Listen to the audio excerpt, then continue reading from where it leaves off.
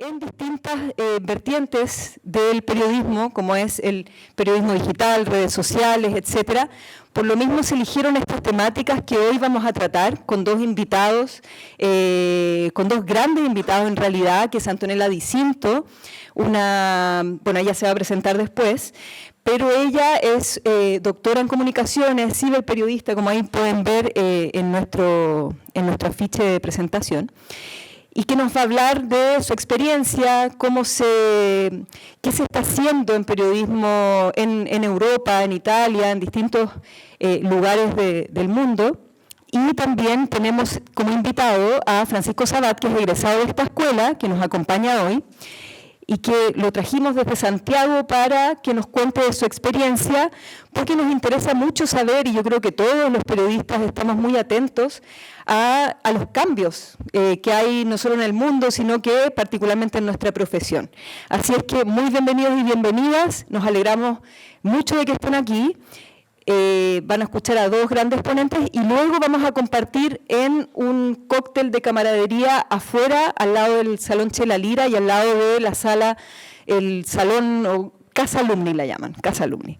Entonces, eso, los dejo ahora con Viviana nuevamente.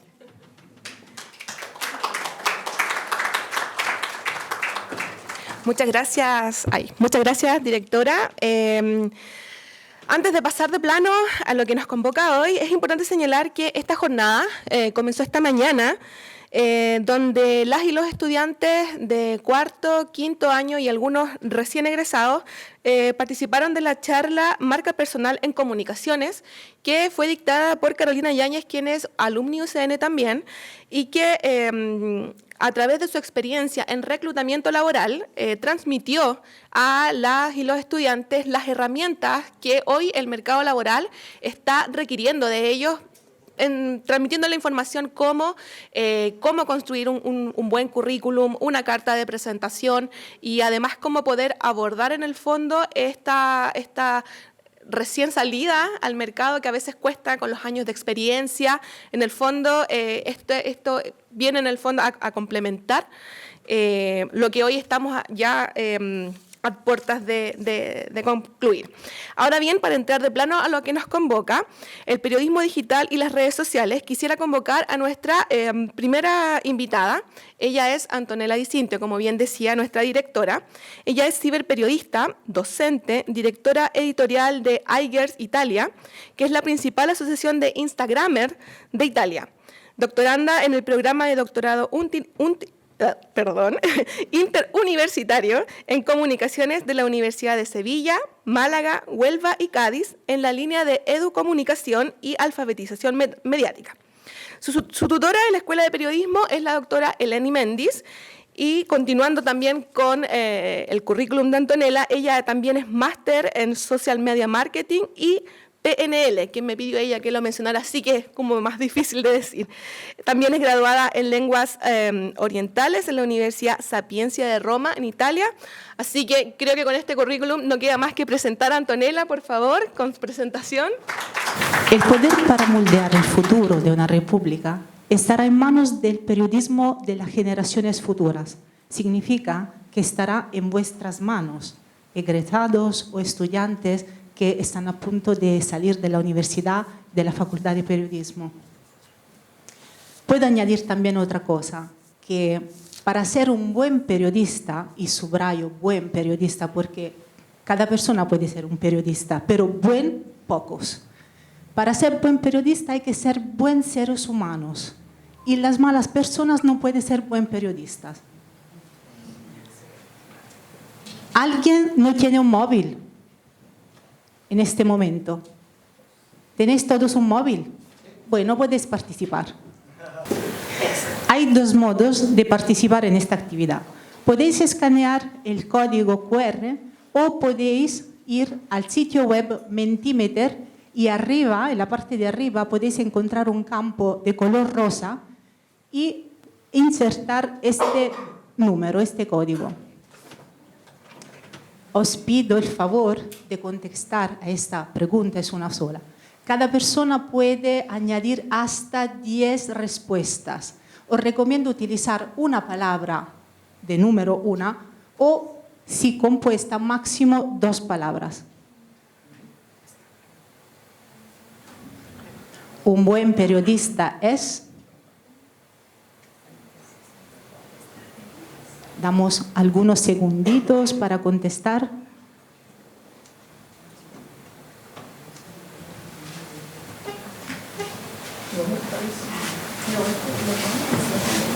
Pero eso no funciona.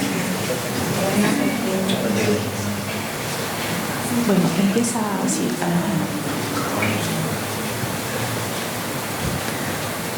Coherente, buena persona, proactivo, veraz, responsable, empático, consciente de su entorno, no politizado, justo, rebelde, equitativo, ético, eficaz, curioso, buena persona, ético siempre más grande, responsable, intuitivo, pulcro, certero, proactivo. Bueno, todas estas cosas hacen un buen periodista. A pesar del medio donde vais a trabajar, sea prensa, radio, televisión, un buen periodista nunca deja de ser buen periodista. Estas son las características que un buen periodista debe tener. No pueden ser menos.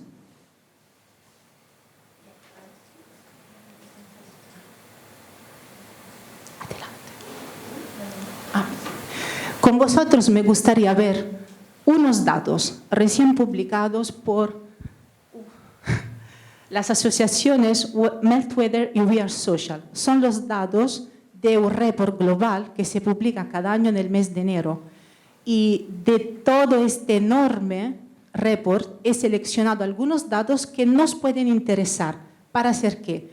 Para crear un marco, un cuadro que nos puede ayudar a reflexionar sobre el mundo en que vivimos. Y la mayoría de las veces y la mayoría de las personas lo viven de una forma inconsciente. Hemos llegado a 8.000 millones de personas. De estos 8.000 millones, 5.44 utilizan un móvil.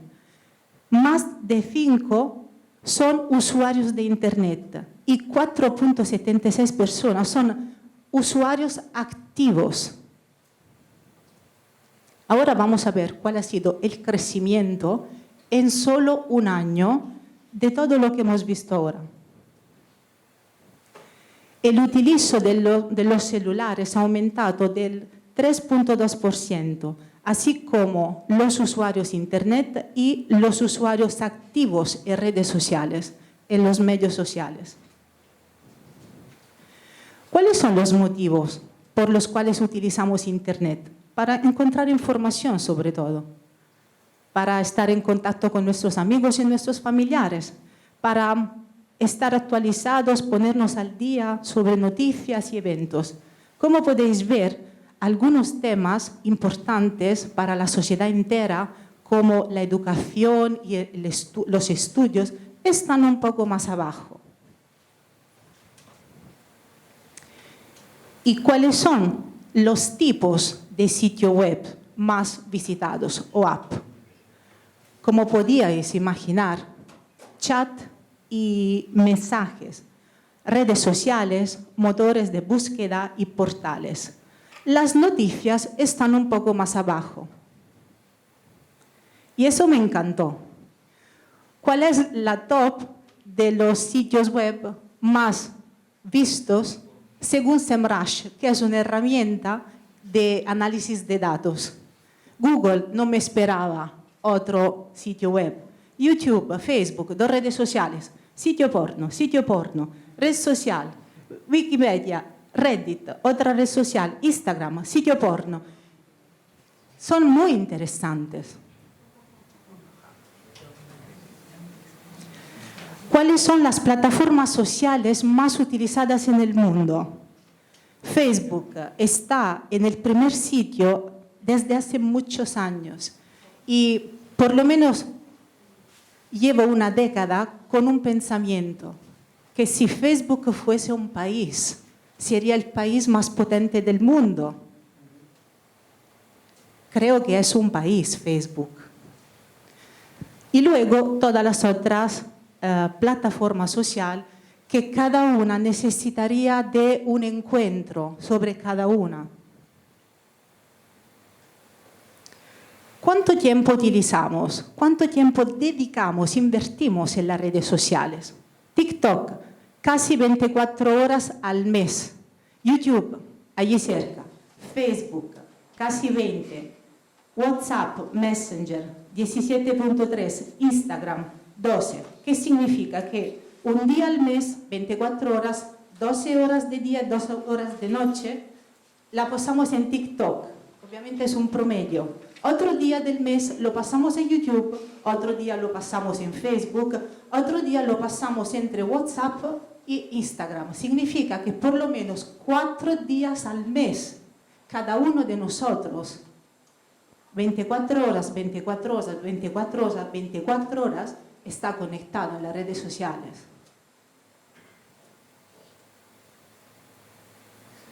¿Existe el medio perfecto? Son todas preguntas que yo dejo en el aire para que cada uno pueda reflexionar. Obviamente cada uno de nosotros puede dar una respuesta diferente. Sin pretensión alguna, hacemos una pequeñísima y rapidísima incursión en la historia del periodismo. Podemos afirmar que el periodismo, y sin duda alguna, es un campo dinámico, porque a los avances tecnológicos siempre ha contestado con una evolución de los medios de comunicación y de sus lógicas. Pasamos de la prensa escrita a la radio, a la televisión. Pero la revolución más destacada del periodismo la vimos con la llegada de Internet. Y con la llegada de Internet, el periodismo experimentó un crack y un cambio de paradigma que nunca se había visto. ¿Qué significa cambio de paradigma? Social e informativo. Así que podemos llegar al concepto de democratización de la información. ¿Qué significa? Significa que cada persona en este mundo debe tener la oportunidad de publicar la información, hacerla accesible a todos en cualquier lugar del mundo y en todos los horarios. Sabemos que eso no pasa en todos los países y no pasa siempre, también en los países más desarrollados.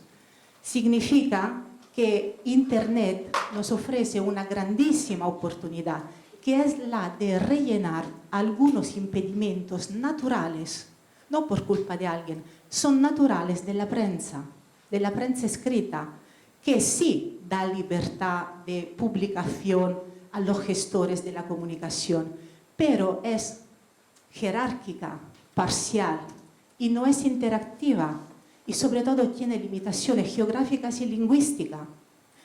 Además, cualquier ciudadano no puede acceder, no puede dar su idea, opinión y hacerla accesible a todo. Por eso, democratización de la información significa que cualquier ciudadano puede publicar mundialmente una información y que otro ciudadano tiene el derecho a recibirla, juzgarla, utilizarla bajo su propia responsabilidad.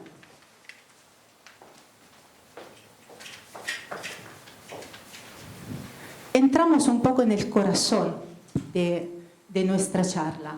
¿Cuál es la relación entre periodismo y redes sociales? Hemos visto y sabemos, porque algunos de nosotros lo han vivido, otras personas han nacido ya con esta revolución, pero las redes sociales lo han cambiado todo. Ha revolucionado la sociedad entera, ha revolucionado las relaciones humanas y ha revolucionado también el periodismo. A través de las redes sociales, a través de estos cambios y revoluciones en la comunicación y en la información, llegó el periodismo digital. Y con el periodismo también muchas preguntas. Entre estas preguntas, ¿cuáles son las ventajas y desventajas del periodismo digital? Y las redes sociales, ¿son aliadas o enemigas de un periodista? Vamos a ver cuáles son las ventajas y las desventajas. Ventajas. Acceso a la información en cualquier momento y lugar del mundo, tanto por parte de los usuarios como de los periodistas. Rapidez de difusión y nuevos formatos informativos, por ejemplo Twitter. Mayor alcance y audiencia potencial, obviamente, porque las redes sociales han abierto a los medios de comunicación clásicos otra audiencia, la digital. Por eso han tenido que reinventarse totalmente para llegar a esta audiencia. Más cercanía entre medio y lector. Es otro alcance, porque ahora la comunicación es horizontal. Antes era vertical. Ahora los usuarios, los lectores, pueden interactuar con cualquier medio o empresa y puede dar un feedback, una retroalimentación en tiempo real. Mejores posibilidades de contactar a otros periodistas, que sí, porque si yo estoy investigando o estoy publicando sobre un interés, sobre un campo de interés específico y utilizo un Facebook o un Twitter, una red social que me da la posibilidad de utilizar un hashtag o conversar con otras personas, yo puedo encontrar a otros periodistas y profesionales de la comunicación que tienen mis mismos intereses o ellos pueden buscarme. Por eso hay mayor posibilidad de contactar con personas que están al otro lado del mundo sin conocerse. Las desventajas, la rapidez, ventajas y desventajas a la vez. ¿Por qué?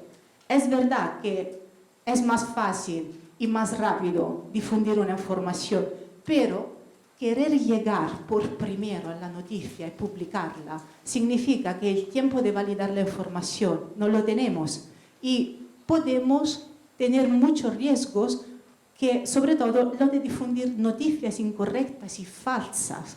Por eso, ¿qué significa? Que puede fallar el proceso de verificación de una noticia. Y un periodista no se lo puede permitir porque trabaja con las informaciones.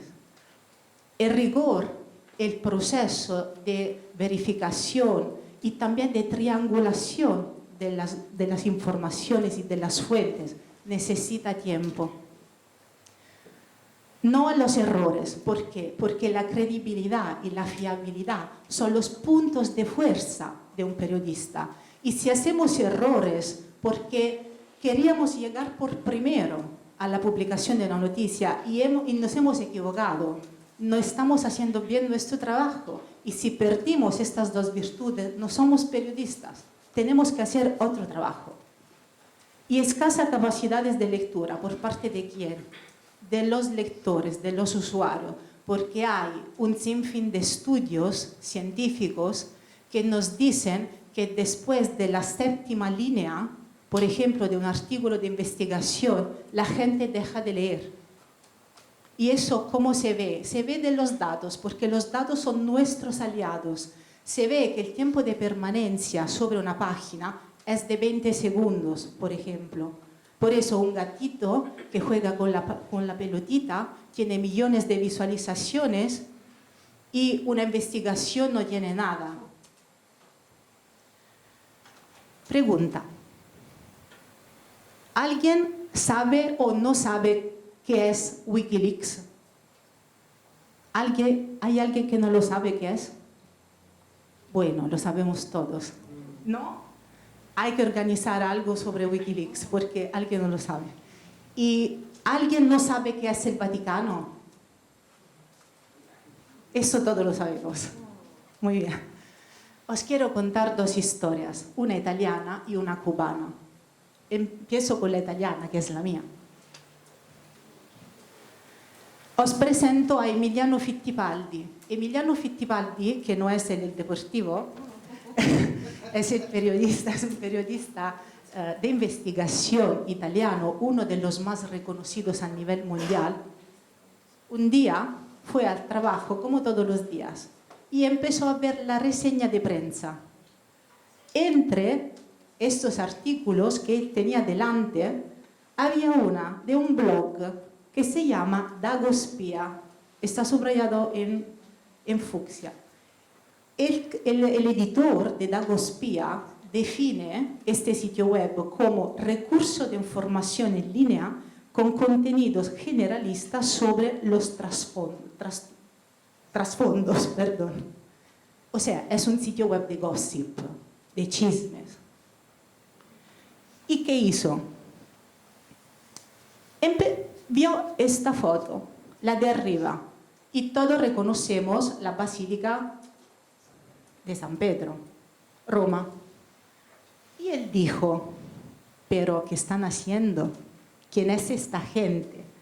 Él reconoció a este hombre, que fue un ex colaborador de Papa Bergoglio y que se ocupaba de los asuntos económicos del Vaticano, que no sé si entendemos la amplitud de qué es el Vaticano. Y dijo, pero ¿dónde están? Por eso, ¿por qué estoy contando esto? Porque la génesis de la investigación que llevó al segundo gran escándalo del Vaticano de los últimos 10 años empezó con una foto de gossip a través de un blog, porque un periodista se hizo preguntas, dudó y dijo, ¿dónde está esta terraza? Y estaban celebrando la beatificación de Papa Wojtyla. Reconoció a algunas personas y se preguntó, ¿quién las invitó?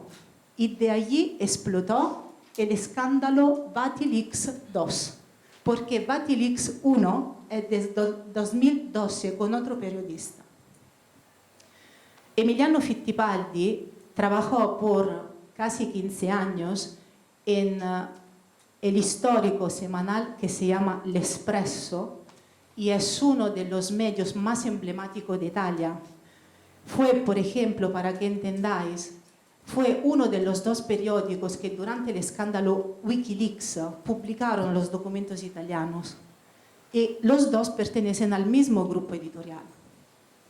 Ahora vamos a Cuba y vamos a ver otro ejemplo de cómo un buen periodista utiliza las redes sociales. Perdón, estos son los libros. El libro del cual yo acabo de contar la génesis se llama Avaricia y es sobre el escándalo financiero del Vaticano.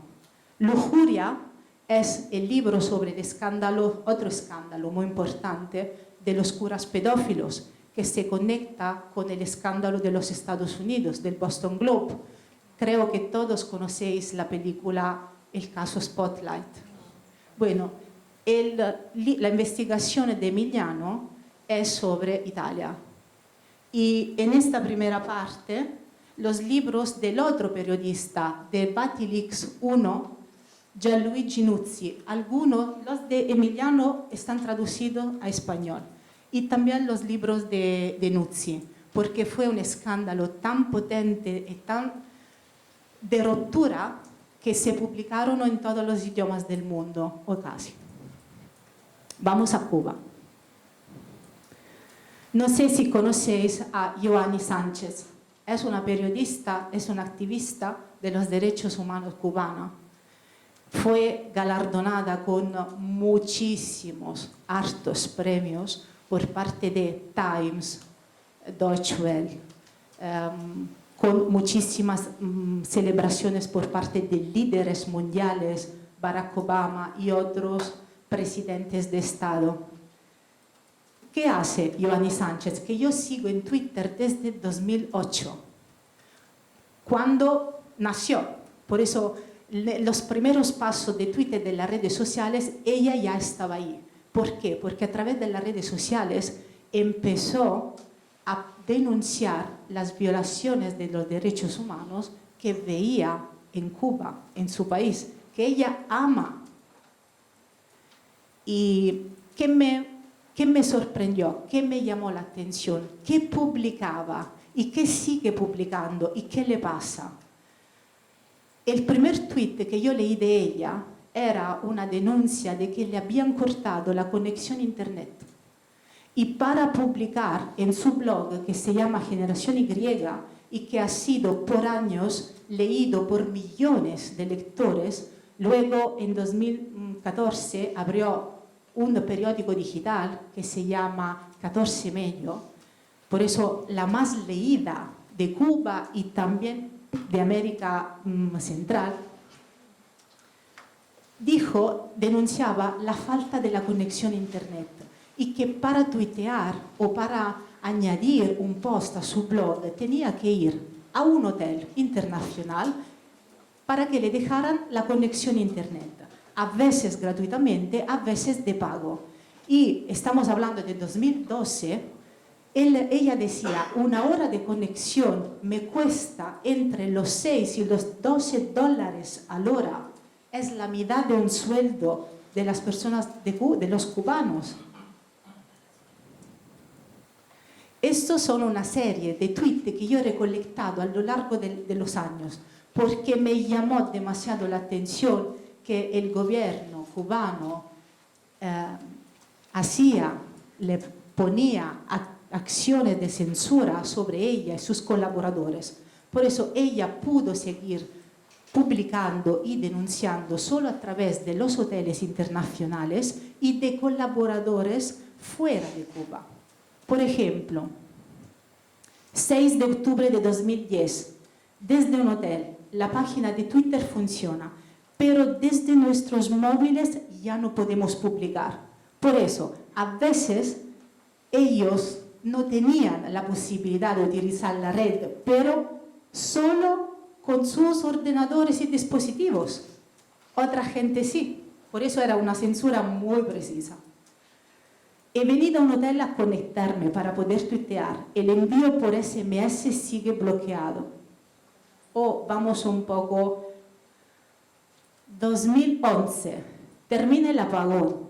Sentada en los butacones de un hotel, abro mi laptop, noto el lento parpadeo del emisor de Wi-Fi. 2012, Cuba, fallo eléctrico, dejó a oscuras por casi media hora el hotel, Habana Libre, y se fue señal televisiva en canal 7 y 8. Todas las personas que la rodeaban y que colaboraban con ella subían las mismas dificultades, tenían la misma censura en el utilizo de Internet. Y los últimos, del 21 de mayo, por eso hace unos días, eran las 6:30 de ayer, sábado, el sábado pasado, cuando revisaba noticias internacionales en mi móvil y de pronto un mensaje de error comenzó a surgir cada vez que intentaba abrir alguna página web. Noticia, operativos policiales, cortes de Internet y vigilancia. Seguía, y hace un buen rato amaneció y hemos vuelto a recibir una llamada. Ya se fueron, estamos con ustedes, dijo de un tirón una vecina. Y el último, hoy es el 9º aniversario de la fundación del diario 14 Medio. El próximo cumpleaños también lo pasaremos en La Habana, y el otro, y el otro, y el otro. Lo digo para que los agentes de la policía política se vayan preparando para el sol de mayo y el duro muro de nuestros edificios. Por fin, ¿cuáles pueden ser buenas prácticas para ser un buen periodista? Amor por la sociedad, por la verdad y el conocimiento. Amor por la libertad, rigor en todo el proceso periodístico. Verificación de la información antes de compartirla, utilizo de fuentes confiables, ética y responsabilidad siempre. Un buen periodista lo es todos los días, nunca deja de serlo. He dejado aquí una serie de libros y de películas sobre periodismo internacional, hay algunos italianos, y que puede ser útil, curioso, práctico, porque no es solo una historia italiana o una historia cubana, es una historia del mundo, es la historia de todos. Y siempre podemos aprender de lo que pasa, y la historia debería ser una maestra. Perdón, estoy viendo que... Por eso aprovecho de estos segundos para agradecer de nuevo a María Costanza, a Viviana por la invitación a la Escuela de Periodismo para aceptar mi pasantía internacional, mi tutora, la profesora Eleni Méndez. y que es una experta de radio y de podcast y con la cual estamos trabajando hartísimo con estos medios sobre algunas competencias que tienen que ver con el lenguaje. Por eso, muchas gracias a todos por estar aquí y os paso la palabra.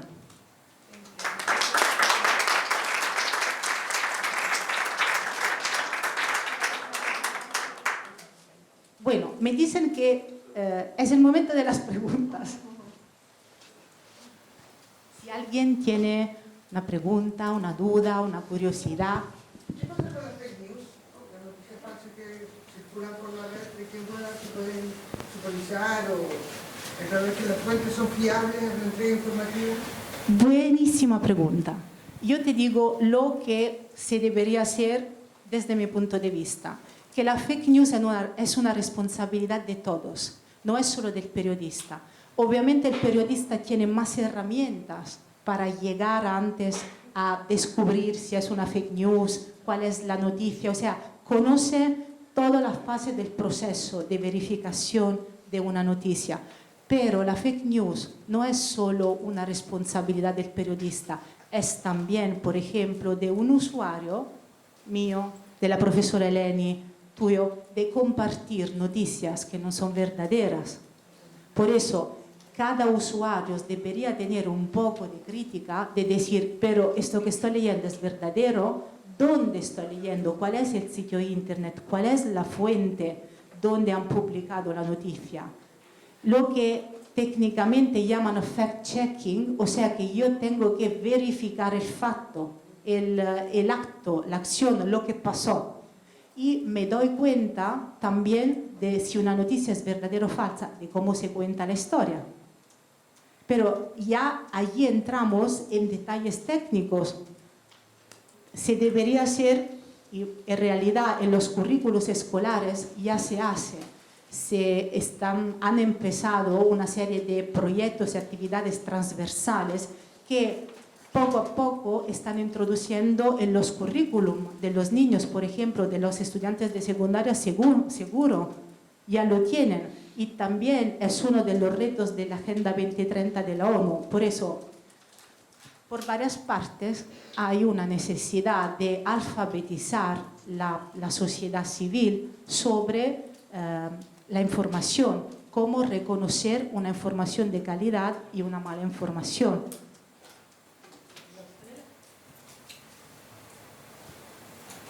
Hola Antonella, ¿se escucha bien? Muchas gracias por tu presentación.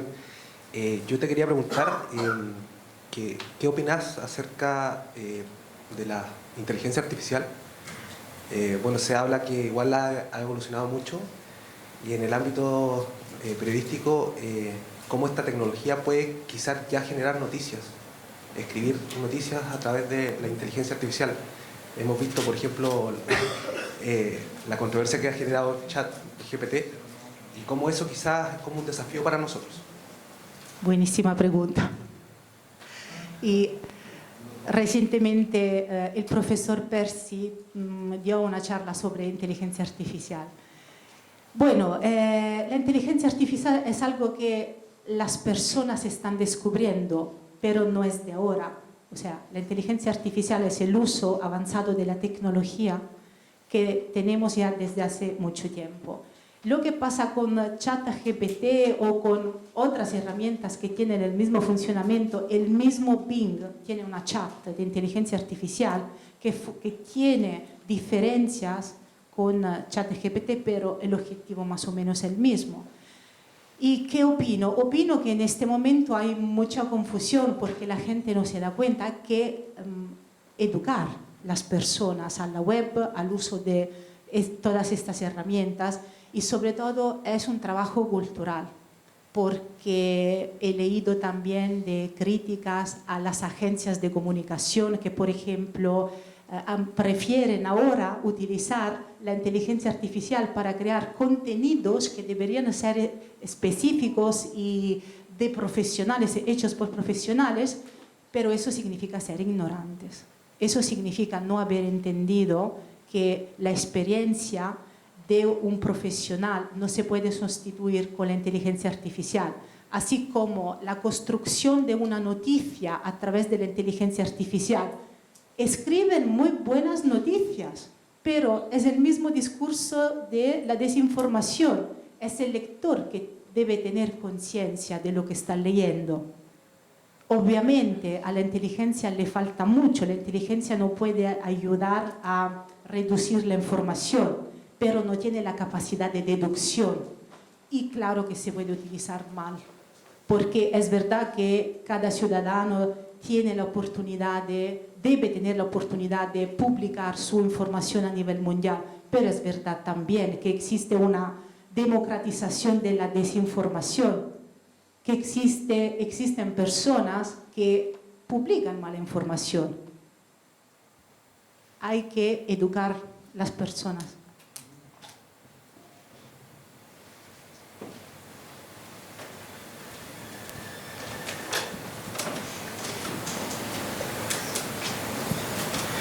Perdón, ¿Sí? añado una anécdota. Durante el estudio de estábamos trabajando sobre un artículo científico y teníamos así tantos artículos que revisar que una persona dijo, utilizamos la inteligencia artificial para que nos ayude a reducir, bueno, a hacer resúmenes. Bueno, vamos a ver estos resúmenes. La inteligencia artificial hace buenos resúmenes, pero a la pregunta, en este artículo, ¿cómo se conecta el pragmatismo con el método mixto? ¿Cuál es la epistemología del pragmatismo en este artículo? La inteligencia artificial no sabe nada. Por eso hay que tener cuidado con la inteligencia artificial, no solo a nivel de usuarios, a nivel también de profesionales, porque no tiene la capacidad de deducción, lo que tenemos nosotros. Sí, gracias Antonella por su interesante presentación. Antes de hacerle la pregunta, me quedé pensando en la parte final cuando introduce a Eleni como, digamos, su tutora, que efectivamente el aporte de Eleni ha sido bien significativo porque había traído anteriormente a Andrés, que también, digamos, nos ayudó a la formación Long Life Learning, a toda la formación, digamos, tanto de nuestros exalumnos, exalumnas, así que me parece que es importante reconocer eso. Mi pregunta es más periodística. Frente a la concentración de medios en Italia, el caso Berlusconi, ¿no? ¿Cómo el periodismo y los periodistas le han hecho frente a eso? Y si realmente pudiésemos decir que en términos informativos Italia es un país democrático. Empiezo de la última pregunta. No. No. Italia es muy bonita para viajar, es maravillosa del norte al sur, pero tenemos un problema de democracia muy hondo, sí. Y la prensa también es partidaria.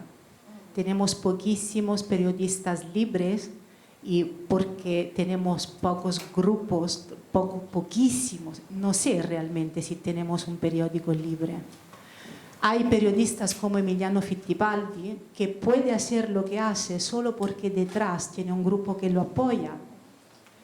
En Italia tenemos un problema de muchos problemas, no es uno solo, tenemos muchos. Y el caso de Berlusconi es uno de los tantos.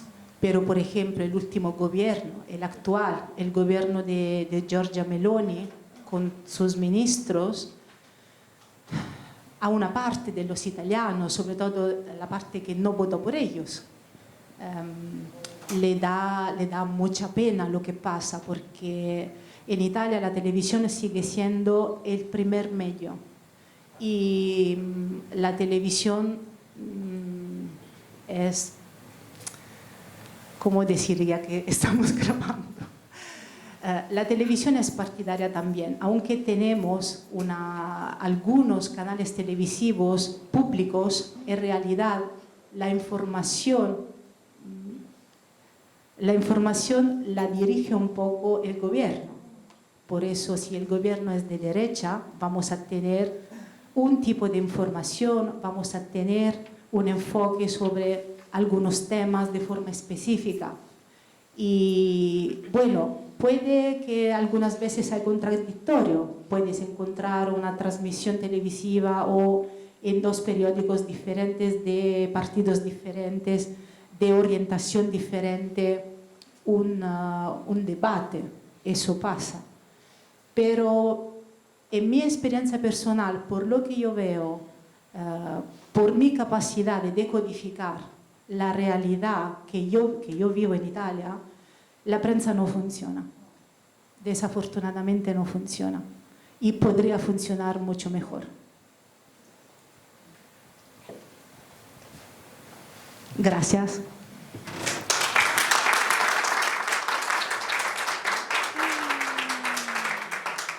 Bueno, muchas gracias, Antonella.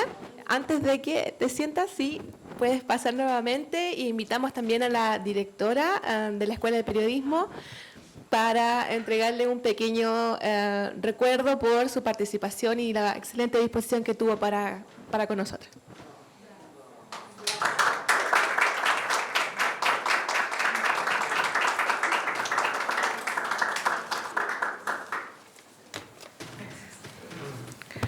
Bueno, para continuar con el Afterword, periodismo digital y redes sociales, ahora es el turno de nuestro segundo invitado, Francisco Sabat. Él es alumni UCN, periodista y magíster en comunicación estratégica.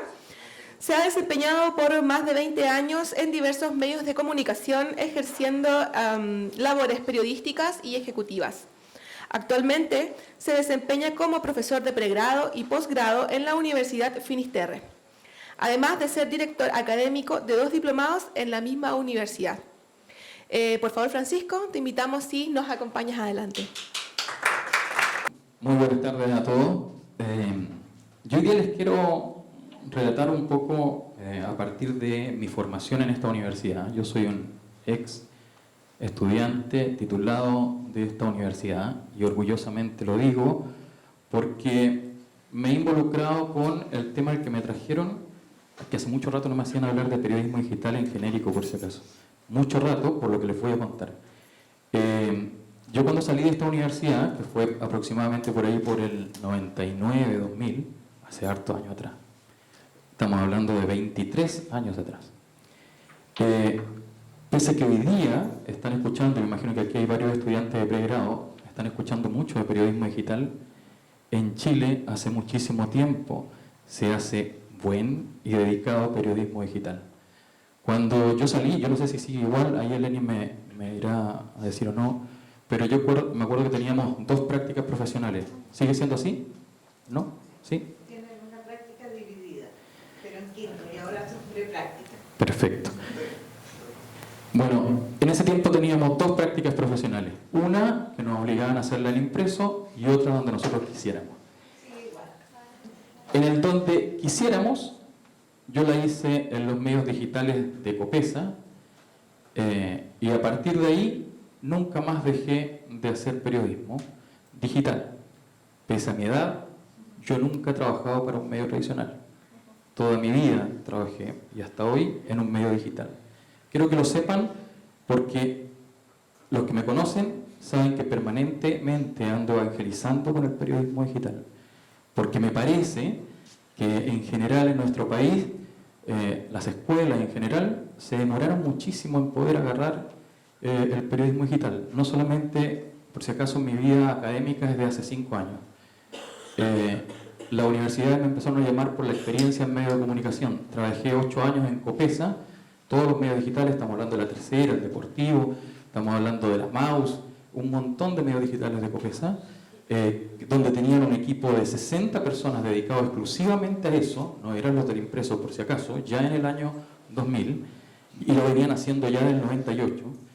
Por lo tanto, eran medios bastante profesionales y con una estrategia que se fue abordando y mejorando año a año. Lo mismo pasaba un poco con el Mercurio, aunque con algunos sobresaltos y algunas malas decisiones también de repente. 8 años estuve en ese lugar hasta que después otros medios, no es porque no lo hacían, sino que lo hacían a lo mejor con menos recursos, decidieron fomentar y proyectar sus medios digitales. Y ahí es cuando Cooperativa decide tener un área digital y me llevan como subdirector de innovación y desarrollo. Ahí estuve 11 años, levantando todos los medios digitales, universo.cl, cooperativa.cl.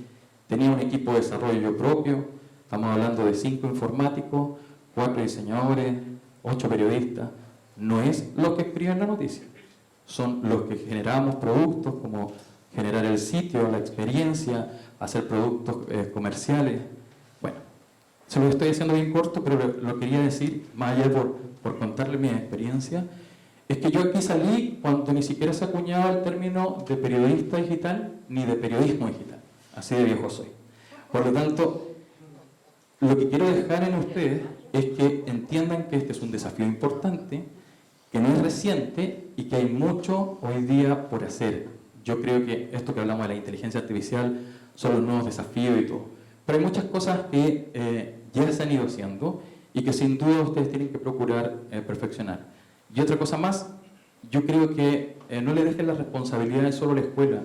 Yo no tuve periodismo digital, no se hablaba de eso. Empecé a bajar manuales en la red.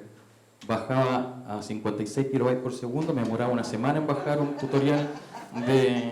En serio, me bajaba una semana en esta universidad, en la sala de computación, me bajaba los manuales de Dreamweaver, hoy día es de Adobe, ustedes conocen Dreamweaver de Adobe, era una empresa que se llamaba Macromedia, que después la compró Adobe, y bajaba los manuales, una semana los dejaba bajando ahí, le pedía al ayudante ahí que me lo dejara sin apagar, y después que lo bajaba, lo llevaba a la zona de empastados de tesis, y me lo empastaban, y era así un libro.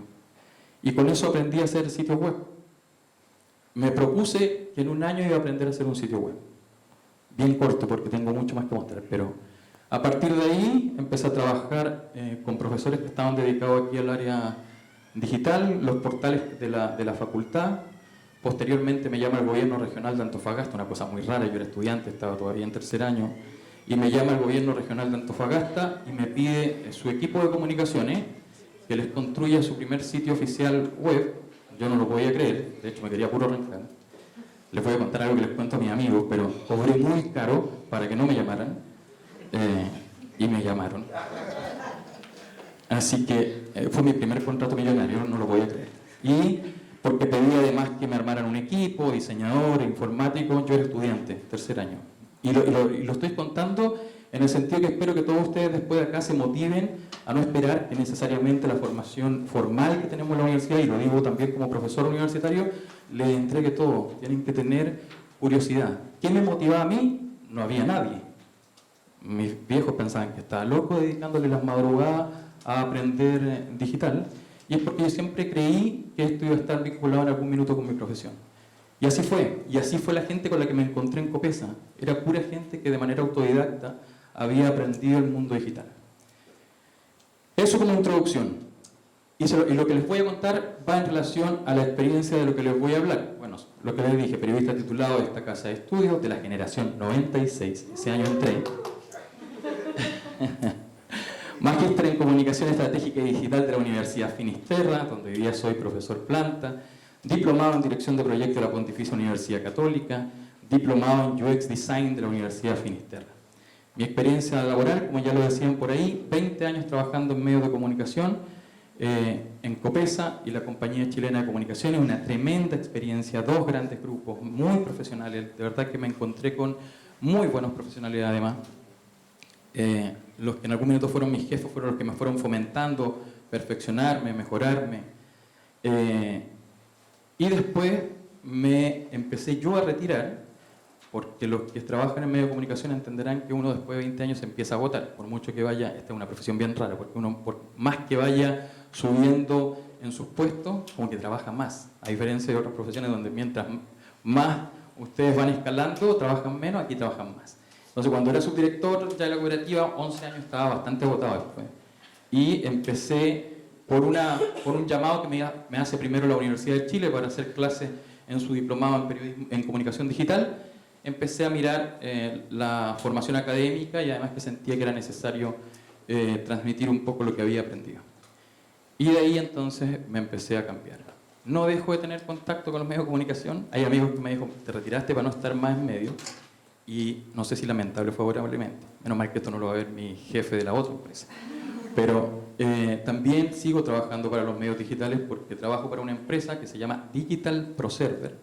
Es una de las empresas más antiguas de tecnología para medios de comunicación online en Chile y por lo tanto me toca hacer mi otra especialidad que hoy día están vinculadas y de las que les voy a hablar y de las que les debería interesar.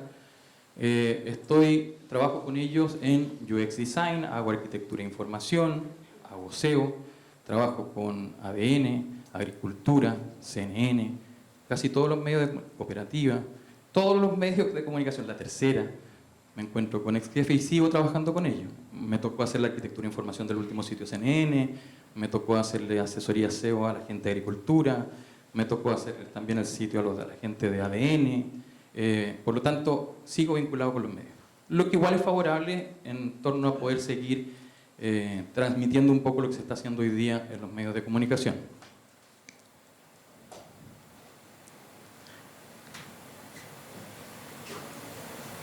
Lo que les decía incipientemente, en Chile este periodismo digital se da a partir como el 95, 96, yo estaba metido aquí en la universidad, empezaron a llegar algunas empresas de tecnología y por lo tanto ya se empezó a ver la necesidad de que existieran contenidos de calidad o de interés de la audiencia y por lo tanto comenzaron los medios de comunicación a meterse en el tema. ¿Qué pasó con Copesa? Porque Copesa tenía un importante financiamiento, pocos conocen esta historia, pero cuando llegó Terra, que seguro ustedes ni lo conocen, ¿no? Hoy día conocen que el portal volvió a salir, pero Terra llegó a Chile como una empresa de tecnologías de Internet. Y por lo tanto, cuando llegó Terra, a todas partes de Latinoamérica buscó ciertos medios de comunicación para decirle, oye, yo les pongo plata para que ustedes monten un portal, porque si no, de otra manera la gente no va a contratar mi servicio. Y Copesa, durante 10 años aproximadamente o más, fue financiado por 250 millones de pesos anual por Terra. Y eso ocurría aquí y en toda Latinoamérica, con el propósito de que un portal hiciera las cosas bien. Por eso digo que se hacía buen periodismo. Había mucha gente cuando yo llegué. Yo estaba impresionado, pensé que me iba a encontrar con una oficina de 4x4, que es lo que pasaba con otros medios, pero la verdad es que era un equipo gigante. Era todo el segundo piso de Copesa, era el equipo digital. Por lo tanto, se desarrollaba más o menos, ellos venían desde el 95-96. Juan Carlos Camo, su primer director digital.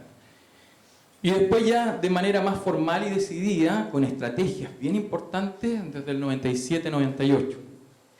Ya el 2000 también se mete en la carrera fuerte, el Mercurio, entran con EMOL, se van a Huechuraba, ahí a la ciudad empresarial.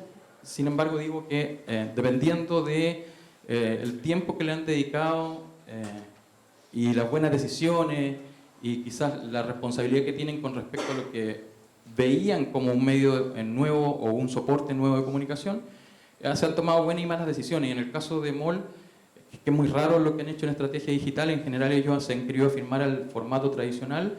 En ese tiempo instalaron estas oficinas, pero con una tecnología que era imposible de que la audiencia pudiera llegar. Yo fui a esos estudios, en ese tiempo, hay gente que no lo sabe, pero Polo Ramírez era el director de EMOL, y el mismo que conocemos en televisión, y por lo tanto tenían canales de televisión, para el digital por si acaso. Tenían audio, todo esto que vemos hoy día lo tenían en ese minuto. Los medios de comunicación estaban conectados por fibra óptica, así que ni un problema poder hacer y cargar estos videos y todo este tipo de cosas. Sin embargo, la audiencia seguía con 56 kilobytes por segundo, por lo tanto no lo podían ver. Eso funcionó 6 meses. Para la casa, de vuelta al Mercurio, y de ahí se quedaron pegados como con 8 personas, después de un equipo gigante y una inversión gigante, se quedaron pegados como por lo menos unos 10 años. Y lo que yo sé por conversaciones que he tenido, que también son clientes nuestros de Digital ProServer, que están ahora montando una estrategia digital. Y se supone que deberían aplicar una estrategia digital. Digo, han tenido decisiones muy extrañas, porque por ejemplo, una de las cosas que financian los medios y que hace que esto surjan es la publicidad. En Chile ustedes saben que los medios de comunicación se financian con publicidad. Bueno, para poder tener publicidad en EMOL había que comprar en el impreso. Cosas muy raras que esto... Yo ya estaba como subdirector en cooperativa y entendía las lógicas comerciales que tenía EMOL, las sigue teniendo. Bueno, y los formatos antiguos, ustedes ven que LUN tiene un formato antiguo, pero entiendo que hoy día están en la proyección de poder cambiar un montón de esas cosas. como les decía hace un rato, la formación en esos años no existía, ni siquiera se acuñaba el concepto de periodista digital ni de periodismo digital, y por lo tanto lo único que quedaba es la autoformación. Piensen que yo me imagino que muchos de ustedes ni nacían por el 2000, ¿no? No, ni nacían. Por lo tanto, cuando yo les digo eso, imagínense que yo partí autoformándome, bajando estos tutoriales del año 98, y con esto les quiero decir lo que les decía anteriormente, que ustedes lo pueden hacer. Hoy día está lleno de información. Hay tutoriales magníficos para aprender lo que uno quiera. Está lleno YouTube, eso no existía, no lo podía ver, era imposible que fuera a ver un video en ese tiempo, pero tenía que leer y bajar manuales escritos. Por lo tanto, esa autoformación complementaria a esta formación formal creo que es necesaria, y hoy día más que nunca, porque ese periodismo digital básico ya no es tal. Hoy día hay mucho que saber y hay muchas responsabilidades puestas en los periodistas, no son pocas. El periodismo evolucionó con los avances tecnológicos y la transformación de los medios de comunicación, ya lo decía por ahí también Antonella. Podríamos definir el periodismo digital como la aplicación de las tecnologías de la información y comunicación en la producción, distribución y consumo de noticias e información periodística. Se basa en el uso de plataformas digitales como sitios web, redes sociales y aplicaciones móviles para proporcionar contenido informativo a la audiencia. De las características dejé algunas, seleccioné algunas porque hay varias. Está la inmediatez. En su minuto, cuando comenzamos, hablábamos de que la inmediatez podía llegar a ser similar a la de la radio, porque en cualquier minuto podíamos levantar una noticia. En sus comienzos no era, por temas tecnológicos y de conocimiento, no era tan inmediato, pero 10 minutos, hoy día sí. Hoy día la tecnología permite que de manera inmediata, ustedes han visto que los medios de comunicación hoy día usan una técnica de colocar el contenido en desarrollo para salir titulando al tiro. Bueno, eso no es porque sí, porque queremos estar primero. Eso tiene otra de las cosas que también debemos aprender, que es el posicionamiento web, SEO. Me imagino que lo han escuchado. SEO no como gerente, por si acaso, SEO. Y por lo tanto, ese posicionamiento lo consigue una de las cosas que evalúa el algoritmo, una de miles que evalúa el algoritmo, tiene que ver con quién se posicionó primero con esa información. Por eso lo hacen y colocan este dato. Estamos hablando de la interactividad, algo bien que ya se ha hablado muchísimas veces. Se fomenta la participación activa de la audiencia, los lectores pueden comentar, compartir y discutir las noticias a través de las redes sociales y los sistemas de comentario en línea. La hipertextualidad también, desde siempre, esto de poder utilizar enlaces y referencias cruzadas para enriquecer la experiencia de lectura, algo a lo que no estábamos acostumbrados y que hay que aprender a hacer. Uno lo puede entender rápidamente, pero si no lo sabe aplicar ni lo sabe hacer, la verdad que no tiene mucho propósito. De verdad que es tratar de entregar contenido complementario, esa posibilidad de poder llevar al usuario a más información y profundizar en los contenidos que uno entrega a lo mejor de manera sucinta. Personalización de la información, esto es muy nuevo. No todos saben que algunos medios en Chile ya pueden personalizar. Hay una plataforma, me imagino que la mayoría de ustedes debe conocer WordPress, ¿cierto? Bueno, WordPress ya está pasando para algunos medios de moda. ARC, y no va a pasar en todo caso para todo. ARC, que es una plataforma que generó Bezos, el mismo de Amazon, cuando compró el Washington Post, lo creó para su medio y de manera de que pudieran subir las visitas. En menos de un año habían subido en un 600% las visitas porque usó toda la inteligencia que él ya tenía en una parte comercial. Está claro que su inteligencia aplicada en Amazon la aplicó aquí y por lo tanto generó ARC, ARC, por si después lo quieren buscar.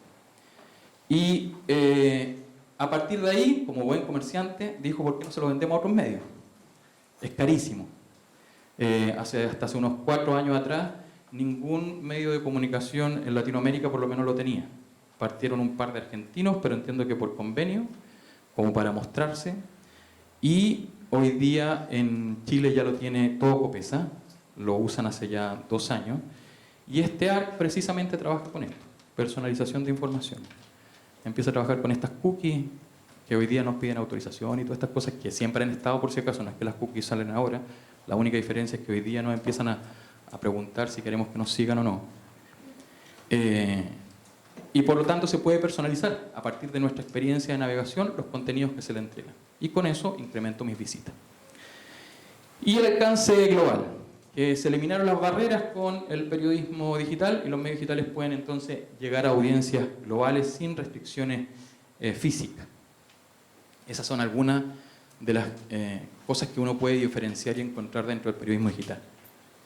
Dentro de las innovaciones, alguien me podría decir que a lo mejor se hacía algo similar, pero cuando hablamos de periodismo de datos estamos hablando de la utilización de muchísimo dato que se puede a través de la tecnología trabajar y por lo tanto con eso a partir de ahí construir historia.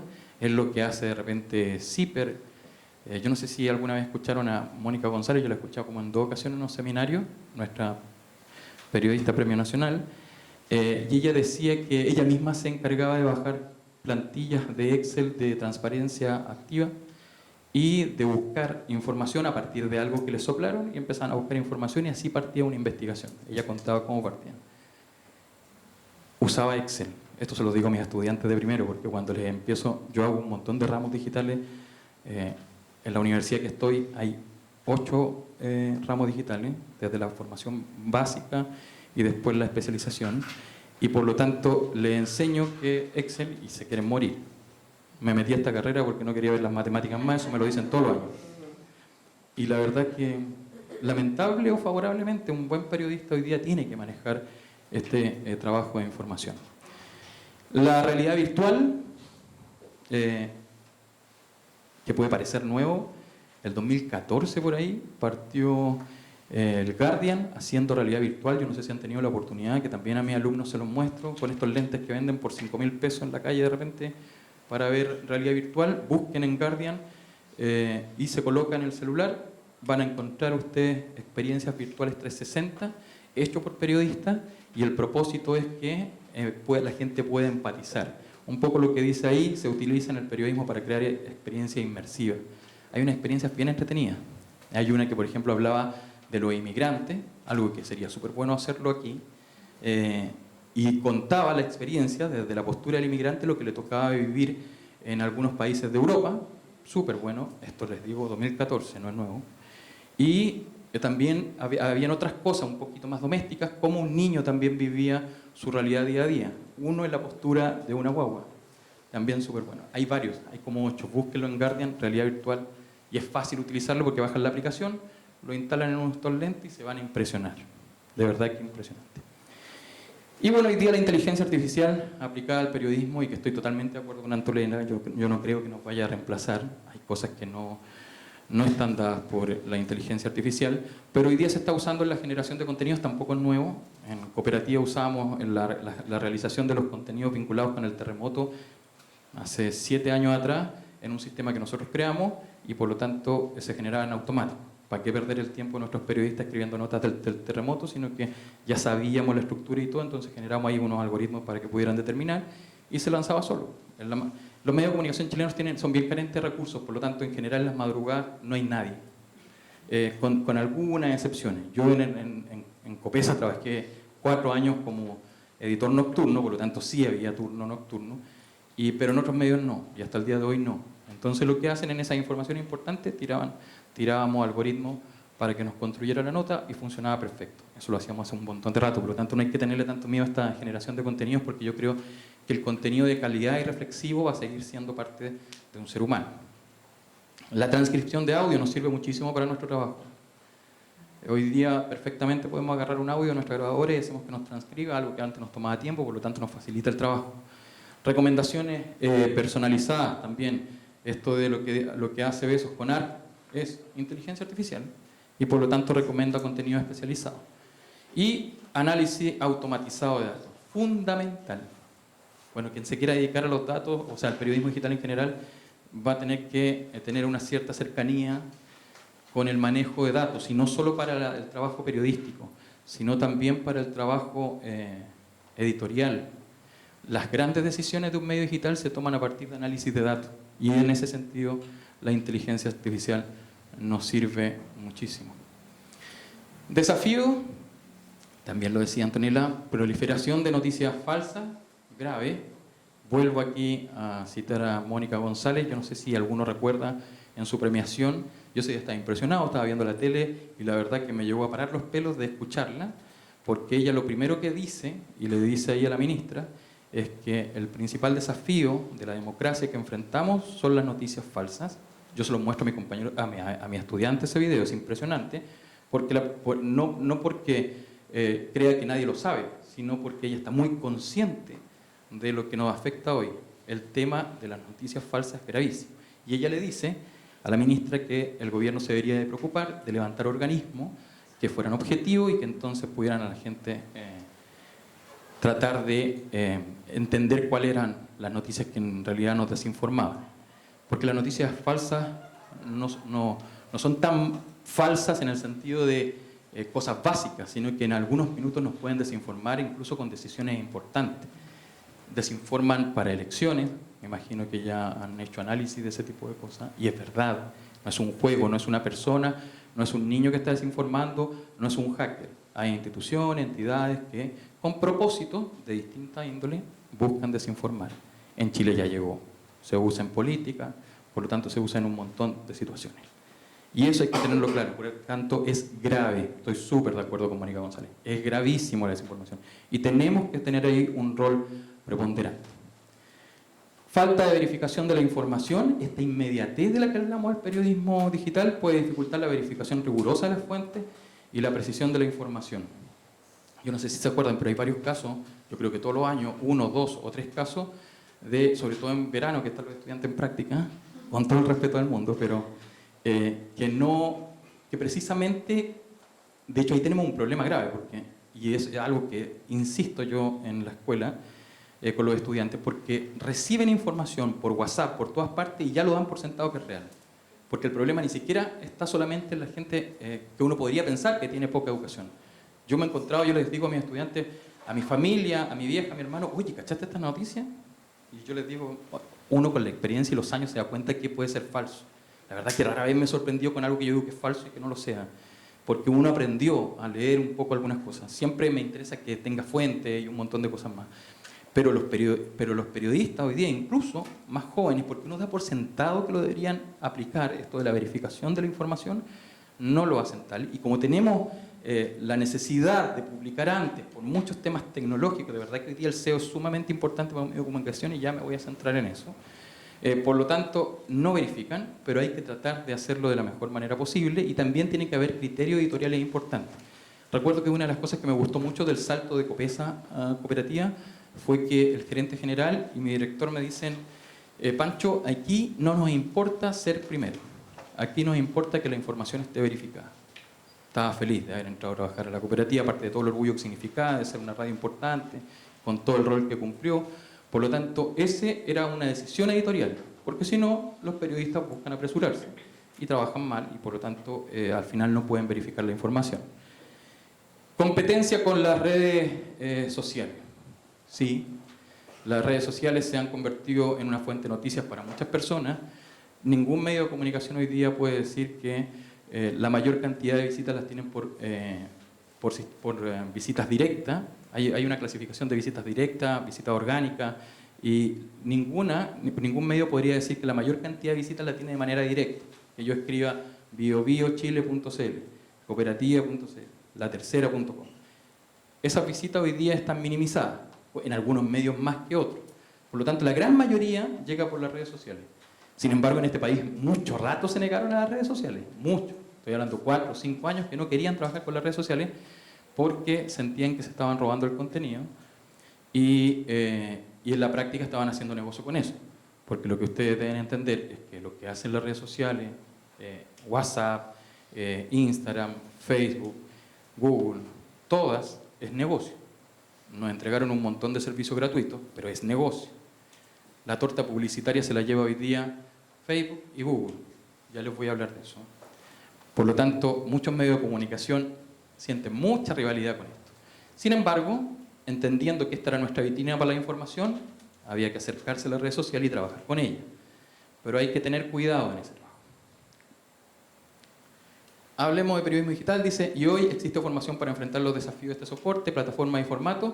Sí, aunque no en todos lados. Lo que les decía en un comienzo, me sorprende que aún, recién le pregunté de hecho a Percy por la formación digital de acá, que sé que tienen 2 ramos si no me equivoco, en general algunas universidades lo han incorporado en sus mallas, pero hay universidades que no. A mí me llamó la atención hace como unos 4 o 5 años atrás, me llamaron de la Diego Portales, la Francisca Skotnik, para decirme que no tenían profesor digital y que necesitaban enseñarle a sus alumnos. Y tenían 2 ramos digitales y eran súper básicos. Y eso fue hace como 3 o 4 años atrás. Y lo que yo les digo, son 23 años de periodismo digital en Chile. Y bien hecho, no aficionado, siempre lo digo esto, no aficionado. Por lo tanto, hace rato que se podía haber mejorado.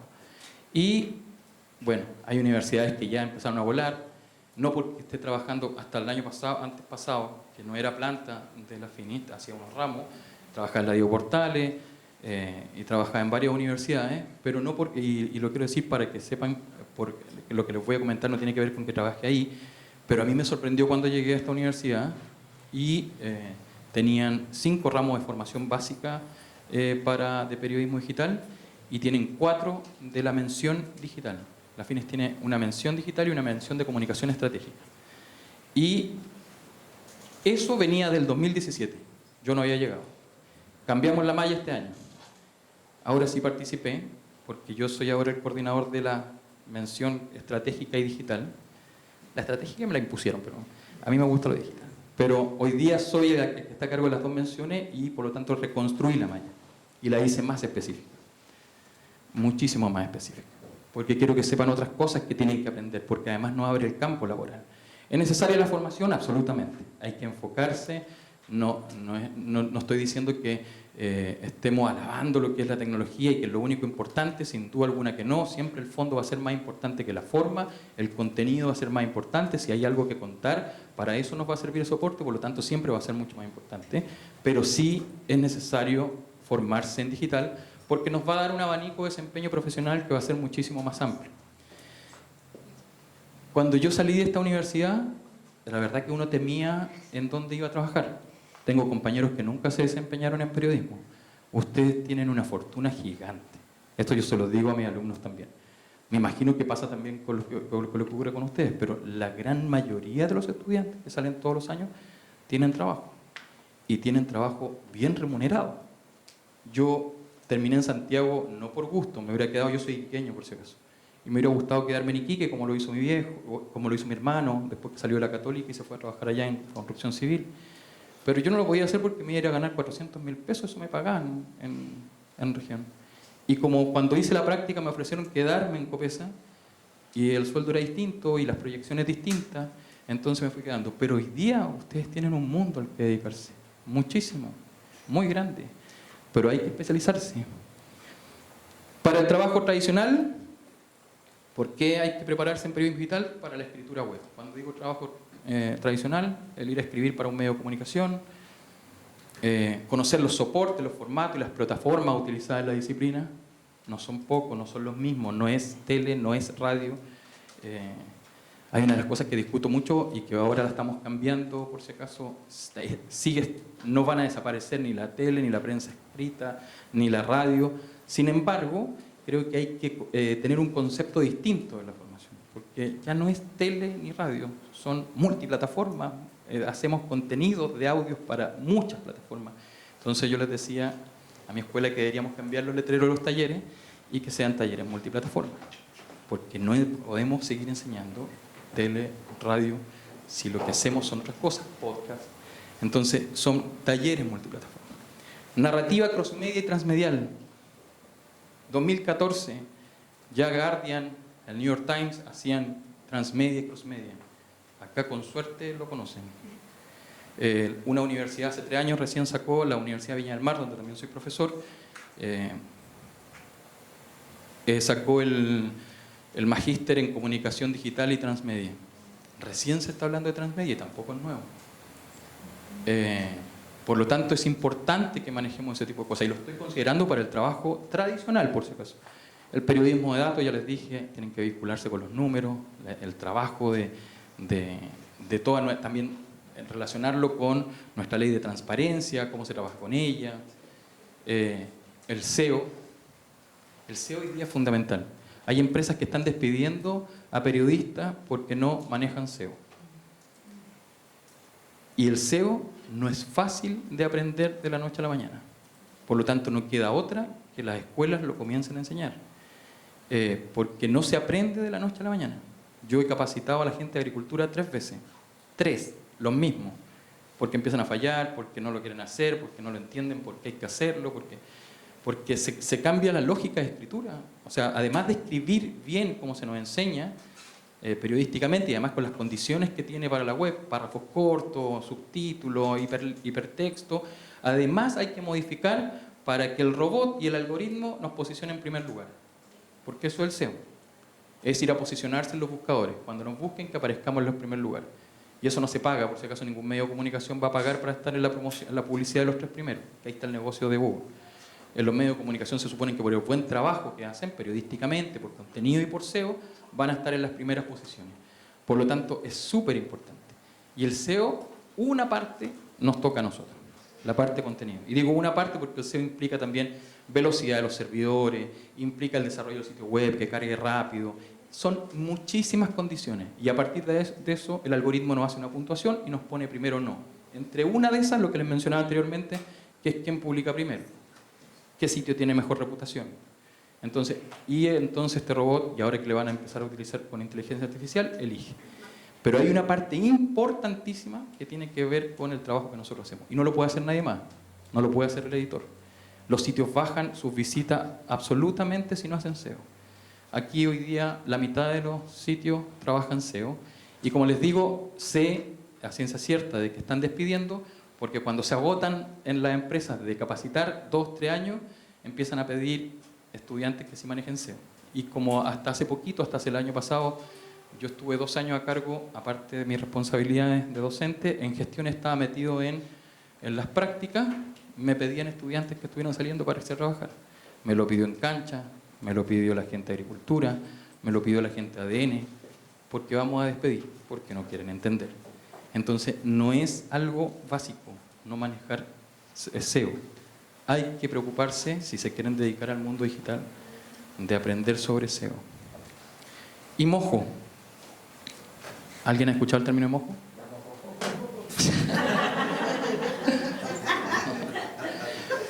También antiguo. En Europa y en grandes partes del mundo se hacen seminarios súper importantes sobre mojo. Journalism Mobile, periodismo móvil. Trabajar con soporte, interfaces móviles, importante que lo sepan hacer. No sé si ubican a Matías Holguín, que se hizo conocido hace poquitos días, un chico porque hizo la triple partida de la maratón. Bueno, él es exalumno nuestro. Matías hizo su práctica en Canal 13 hace 2 años. Él tenía MO-noticias, por si lo quieren seguir. Y Canal 13, cuando él llega a hacer la práctica, eso lo encuentro genial. Cuando él llega a hacer la práctica, le dice Canal 13, queremos que hagan lo mismo que haces para tu canal, que ya tenía 60.000 seguidores más o menos, pero para nosotros. O sea, no fue a aprender, él fue a enseñar. Y es porque nosotros le enseñamos, desde que estamos en los primeros ramos de periodismo y periodismo digital, a que yo les digo que no sale nadie con cámara. De hecho, la primera vez que llegué, yo lo pedí porque mis colegas tenían más formación académica que profesional, y yo le dije, en ningún medio trabajamos con cámaras profesionales en digital.